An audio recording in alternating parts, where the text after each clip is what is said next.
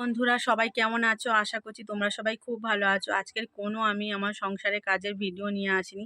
আমার জীবনে কিছু গুরুত্বপূর্ণ কথা তোমাদেরকে আমি জানাতে এসেছি। কারণ ভীষণ সমস্যার মধ্যে আমি এখন পড়ে আছি। তোমাদেরকে সেই কথাগুলো আমি জানাতে চাই। আর কিভাবে আমি ইউটিউব জার্নি আমার শুরু হলো, আমি কে, আমার বাড়ি কোথায়, সেই ভিডিওর মাধ্যমে আমি তোমাদেরকে সবকিছু জানাবো। আমার নাম হলো পূজা। আমি দাদনামারা ছোট্ট একটা গ্রামে থাকি। তো আমরা মধ্যবিত্ত পরিবার থেকে বিলং করি। আমার স্বামী খুব একটা ইনকাম করে না। তো আমরা স্বামী-স্ত্রী দুজনে ব্যবসা করি। ব্যবসা বলতে আমার একটা ছোট্ট দোকান আছে। তোমরা তো অনেকে আমার ভিডিওর মধ্যে দেখেছো। সেই দোকানটায় আমি থাকি। আর আমার হাসব্যান্ড হচ্ছে ফুচকা বিক্রি করে। শিক্ষিত হওয়া সত্ত্বেও ফুচকা বিক্রি করে। তো কারণ কোনো কাজ ভালো পায়নি। তো তাই সমস্ত কাজ ছেড়ে দিয়ে এখন ফুচকা বিক্রি করে। মোটামুটি ভগবানের কৃপায় আমাদের সংসারটা কোনোরকম চলে যায়। আমার একটা ছোট্ট ৪ বছরের, ৪ বছর না, সরি, আমার বলতে ভুল হয়ে গিয়েছে। ৬ বছরের একটা মেয়ে আছে। সে পিপিতে পড়ে। সরকারি স্কুলে পড়াশোনা করে। তো যে স্কুলে পড়াশোনা করে স্কুলটা খুবই ভালো। তো আমার মেয়ের নাম হলো রাজস্বী। আর আমার হাসব্যান্ডের তো সবাই দেখেছো অন্য ভিডিওতে। তো আমি কিভাবে ইউটিউবেতে আসলাম, কিভাবে আমার ইউটিউবের জার্নিটা শুরু হলো, কি কারণে আমি ইউটিউবের চ্যানেলটা খুলেছিলাম, কিভাবে খুলেছিলাম, সেই কথাগুলো এই ভিডিওর মধ্যে আমি সব কিছু তোমাদের সাথে শেয়ার করব। দেখো, যখন আমার রাজস্বীর বয়স ছিল মাত্র ১.৫ বছর, তখন আমার হাসব্যান্ড বলেছিল একটা ফোন কেনার জন্য। কারণ আমাদের কাছে একটা ভালো ফোন ছিল না। তখন কিছু, কিছু টাকা আমি জমিয়েছিলাম আমার রাজস্বী হওয়ার আগে, মাত্র ৮,০০০ টাকা। সেই ৮,০০০ টাকা দিয়ে আমার হাসব্যান্ড একটা ফোন কিনেছিল স্যামসাং কোম্পানি। তো কারণ সেই ফোনটার ক্যামেরা কোয়ালিটি একদমই ভালো ছিল না, শুধু ফোনটা হ্যাং করতো। তো আমি যখন প্রথম ফোনটা আমি ইউটিউবটা খুললাম, তখন আমি একটা দিদিভাইয়ের ব্লগ দেখেছিলাম। তো দিদিভাই কিভাবে ব্লগ ভিডিও করছে, ইউটিউবেতে আপলোড করেছে। তো জানি না, হঠাৎ সেই দিদিভাইয়ের ব্লগ ভিডিও দেখে আমার ভীষণ ইচ্ছা হলো যে আমিও একটা ইউটিউবের চ্যানেল যদি খুলতে পারতাম, তাহলেও আমি দিদিভাইয়ের মতো আমি ব্লগ ভিডিও আপলোড দিতাম। সব কিছু আমার জীবনের ঘটনা শেয়ার করতে পারতাম। কিভাবে ইউটিউবে চ্যানেলটা খুলতে হয়, সে জ্ঞানটা বা সে অভিজ্ঞতাটা আমার মধ্যে কিন্তু ছিল না, একদমই ছিল না। তো আমি কিভাবে ইউটিউবে চ্যানেল খুলতে হয়, আমার একটা বান্ধবী ছিল, তাকে জিজ্ঞাসা করলাম। সেও কিছু জানতো না। আমাদের পাড়ায় অনেকজনকে জিজ্ঞাসা করি, যারা ফোনের বিষয়ে অনেক পাকাপোক্ত ছিল। তারাও কিছু বলতে পারেনি। কারণ আমাদের পাড়ার মধ্যে ইউটিউবের চ্যানেল কারোর নেই, আর কেউ খোলেও নি, আর কেউ ব্লগ ভিডিও বানাতো না।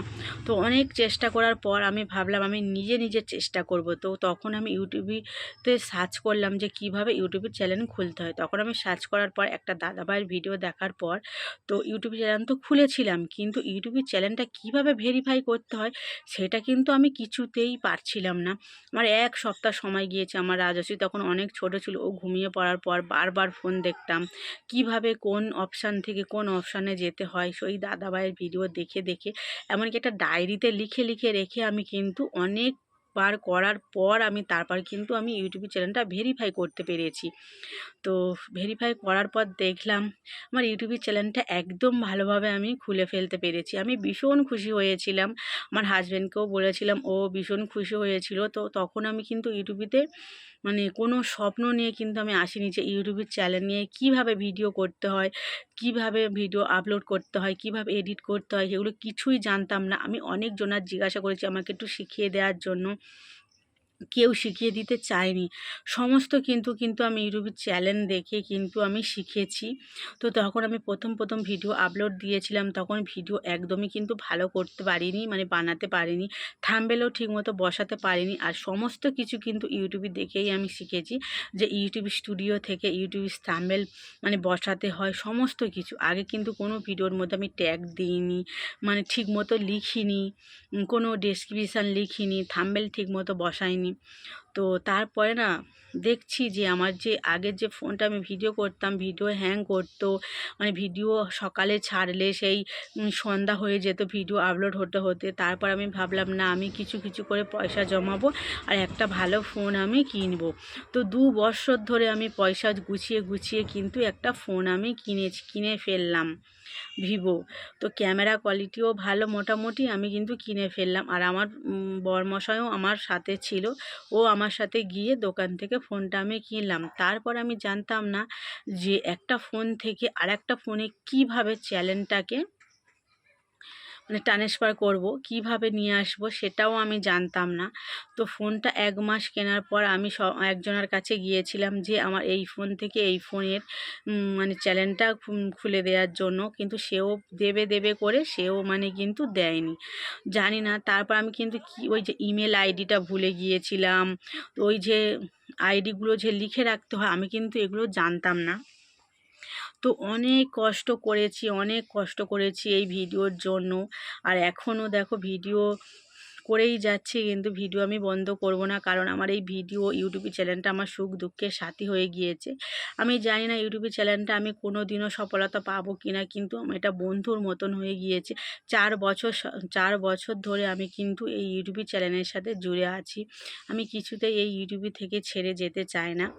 তো আমার মানে দেখো কেউ বন্ধু নেই, আমি বন্ধুর মতো সমস্ত আমার দুঃখের কথা, সুখের কথা সমস্ত কিন্তু আমি ভিডিওর মধ্যে শেয়ার করেছি। এই ভিডিওর মধ্যে এমন কিছু নয় যে শুধু আমি দুঃখের কথা বলেছি, পরের নামে নিন্দে করেছি, কিন্তু আমি পরের নামেও ভালো কথা বলেছি। এই ভিডিওর মধ্যে সব কিছু আছে, প্রথম থেকে আমার রাজস্বী ছোটো থেকে বেড়ে ওঠা, এত বড় হওয়া, সব কিছু কিন্তু এই ভিডিওর মধ্যে রয়ে গিয়েছে।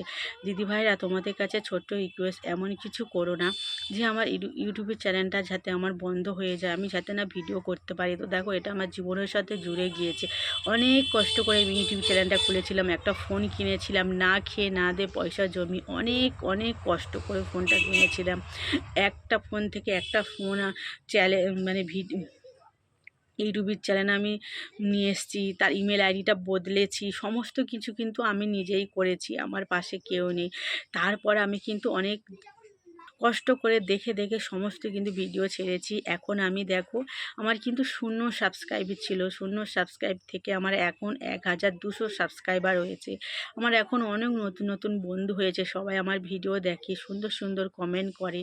আমিও তাদের ভিডিও দেখি, তাদের পরিবারে যাই। তো যাই হয়ে থাকে না কারণ আমার হয়তো দুঃখের কিছু কথা আমি ভিডিওর মধ্যে শেয়ার করেছি, সেটা একদমই মিথ্যে কথা আমি শেয়ার করিনি।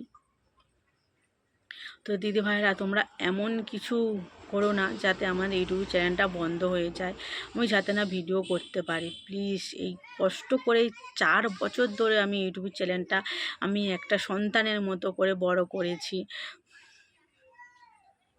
তোমরা সবাই আমার পাশে থেকো। কেউ তো আমাকে চেনো না যে আমি কি কেমন, কেউ তো আমাকে চেনো না, কিন্তু কেউ আমাকে না জেনে না চিনে আমার বিরুদ্ধে কিন্তু কিছু বলো না।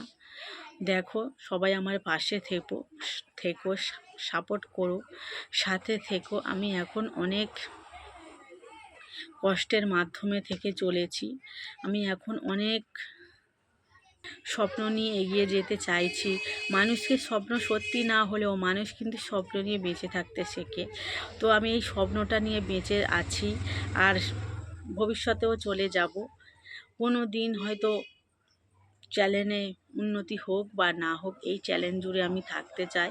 কারণ এই চ্যানেলটার ছোট থেকে আমি কষ্ট করে বড় করেছি, এই জায়গায় নিয়ে এসেছি। এখন হয়তো সময়ের অভাবে আমি ভিডিও ঠিকমতো দিতে পারি না, সারাদিন সংসারের কাজ, দোকান সমস্ত কিছু সামলে কিন্তু তারপর আমার ভিডিও আপলোড দিতে হয়। এই ভিডিওর মধ্যে যদি কোনো ভুল ত্রুটি হয়ে থাকে, কোনো কিছু কথা যদি আমি ভুল বলে থাকি, তোমরা আমাকে ক্ষমা করে দিও, আমার পাশে থেকো। আজকের ভিডিওটা এখানেই আসি, সবাই দেখো। Tata, bye bye. বন্ধুরা, এই ফোনের রিচার্জটা না করার জন্য আমি প্রত্যেক দিন দোকান থেকে 10টা টাকা করে রেখে দিই। মাসে আমি 400 টাকা হলে আমি ফোনে রিচার্জ করতে হয়। তারপর যদি কিছু টাকা বেঁচে যায় আমার রাজস্বীর মাইনে দিই, কারণ ওর মাসে 500 টাকা মাইনে, টিউশনি 300 টাকা আর আঁকার মাস্টারের 200 টাকা। তো এভাবে আমি সমস্ত কিছু কিন্তু ম্যানেজ করে থাকি। তো প্লিজ কেউ আমার পারিবারিক ব্যাপারে সমস্যা তৈরি করো না প্লিজ, তার আমি হাতে পায়ে ধরছি, অবশ্যই আমার পাশে থেকো।